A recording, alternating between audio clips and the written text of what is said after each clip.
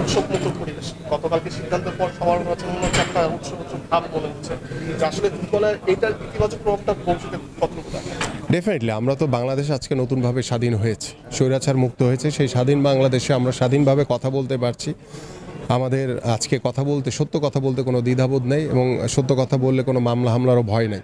এবং সেই স্বাধীন বাংলাদেশে আমরা চাই যে বাংলাদেশের যে সংস্কারের পরিবর্তনের যে হাওয়া লেগেছে প্রত্যেকটি সেক্টরে, সেই ক্রীড়াঙ্গনও সেই সেক্টরের সেই প্রভাবটি পড়েছে এবং সেই প্রভাব রেখে আমরা চেষ্টা করব যে বাংলাদেশের যে ফেডারেশন গত 4 দশক ধরে চার ট্রাম কাজী সালাউদ্দিন সাহেব তিনি বাংলাদেশ ফুটবল ফেডারেশনের যে দায়িত্ব পালন করছেন, তিনি যে প্রভাব খাটিয়ে করেছেন সেই প্রভাব মুক্ত করাটা হচ্ছে আমাদের কাছে এখন মূল লক্ষ্য। এবং সেই ধারাবাহিকতায় যদিও তিনি বলেছেন যে তিনি আর নির্বাচন করবেন না, বাট তার কথা আমি এখন পর্যন্ত ট্রাস্ট করি না, কারণ তিনি বারংবারই এরকম কথা বলেছেন আগেও এবং আপনাদের মিডিয়ার সামনে বলেছেন যে তিনি নির্বাচন করতে চান না, বাট পরবর্তীতে দেখা যাচ্ছে তিনি নির্বাচন করেছেন। তা আমরা আমাদের জায়গা থেকে চাই যে পরিবর্তনে যে সংস্কার আমরা করতে চাই, সেই সংস্কারের জন্য আমাদের যারা ফুটবল যোদ্ধা রয়েছেন, যারা ক্রীড়া সংগঠক রয়েছেন, আমাদের ফুটবলের এবং সারা বাংলাদেশের মানুষ যে পরিবর্তনটা চায়, সেই পরিবর্তনের আমরা ইনশাল্লাহ সফল হব। আমরা শুনতে পাচ্ছি যে নতুন একটা কমিটি বা হয়তো আজকে একটা রূপরেখা একটা তৈরি হবে, তো সেখানে আসলে আমরা কিছু দেখতে পাচ্ছি, হয়তো যেখানে আমরা নাম শুনতে পাচ্ছি কিছু কয়েকজন প্রিভিয়াস কমিটিতেও ছিলেন।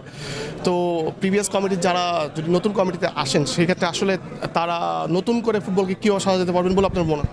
না, আসলে আজকে কোনো কমিটি ডিক্লেয়ার হচ্ছেন না। আজকে কেউ একজন তার প্রার্থিতা ডিক্লেয়ার করবেন, হ্যাঁ, যে তিনি সভাপতি পদে হয়তো বা নির্বাচন করতে চান। তো সেই সভাপতি পদে নির্বাচন করতে চান, সেই প্রার্থিতা শোনার জন্য আমরা এখানে এসেছি এবং আমি হয়তো বা ডিক্লেয়ারের পরে হয়তো বা বলবো যে তাকে আমরা সমর্থন করব কি করব না, সেটা পরেই আপনারা জানতে পারবেন। তার কাছে আসলে প্রত্যাশাটা কেমন থাকতে পারে? ডেফিনেটলি বাংলাদেশের মানুষের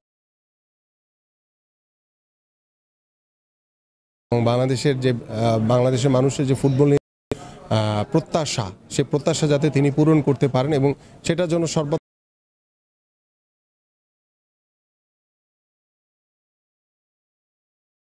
তিনিও আসলে মাত্র। তারপর না, একটা যে প্রশ্নটা হচ্ছে, আমরা শুনতে পাচ্ছি সালাউদ্দিন নামে হত্যা মামলা হয়েছে, আপনি নিজেও আসলে অনেক এটা নিয়ে সাফার করেছেন। ক্রীড়াঙ্গনের মানুষকে যখন এই ধরনের রাজনৈতিক মামলা আসলে বলা হয়, করা হয়, সেটা আসলে অ্যাজ এ স্পোর্টসম্যান আপনার কাছে আসলে স্বৈরাচার শেখ হাসিনার সরকার যেই জিনিস বাংলাদেশের মানুষকে শিখিয়ে দিয়ে গেছেন, সেটা ঠিক করতে সময় লাগবে সবারই। তো আমার কাছে মনে হয় যে আমরা চাই না যে ক্রীড়াঙ্গনের মানুষ কোনো কেউ মিথ্যা মামলার হয়রানির শিকার হোক। আমরা চাই যে আমি যে কষ্ট করেছি বা আমার উপরে যেই নির্যাতন নিপীড়ন চালিয়েছে এই আওয়ামী সরকার, স্বৈরাচার সরকার, সেটা অন্য কারোর সাথে হোক, সেটা আমি কখনোই কামনা করি না। Thank you.